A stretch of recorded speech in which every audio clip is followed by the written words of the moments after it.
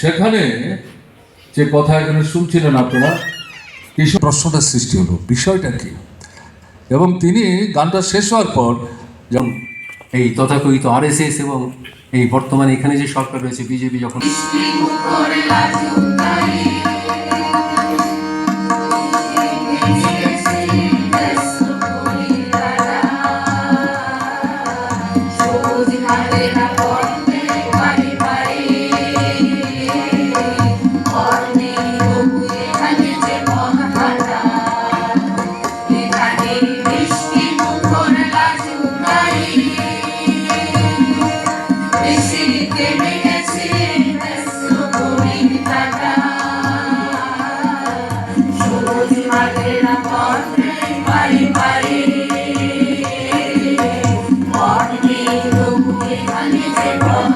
তাদের সবাইকে অনুরোধ জানাবো শেষ পর্যন্ত সঙ্গে থেকে আমাদের সরকার মহোদয়কে।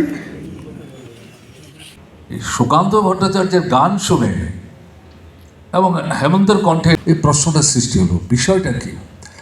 এবং তিনি গানটা শেষ হওয়ার পর যাদের সংগৃহীত যা কিছু সেটা তাদের হাতে তারা তুলে দেওয়ার চেষ্টা করলেন। এগুলো বয়সের দিক থেকে ছোট হলো, এটা পরিণত হলো। আমাকে যদি জিজ্ঞেস করেন, সেদিন এই গানের অর্থ আমার পক্ষে ত্রিপুরাকে একটা একটা করে দিন অতিক্রম করতে হচ্ছে। কথা বলার স্বাধীনতা নেই, মতামত ব্যক্ত করার অধিকার নেই, বলবার জায়গা চাইলে সে জায়গাটা পর্যন্ত পাওয়া যায় না। এরকম একটি পরিমণ্ডলের মধ্যে সুকান্তের শতবর্ষ উদযাপনের লক্ষ্যে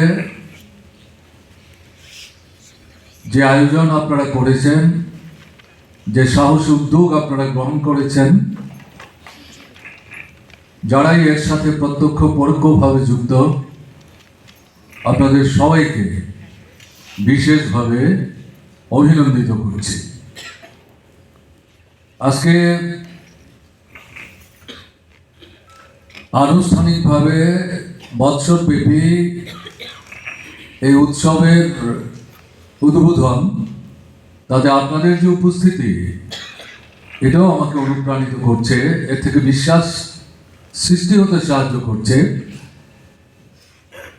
যে ধারায় ত্রিপুরাকে চালাবার চেষ্টা হচ্ছে, ত্রিপুরার মানুষ তাকে মেনে নিতে পারছেন না, এবং এ ধারায়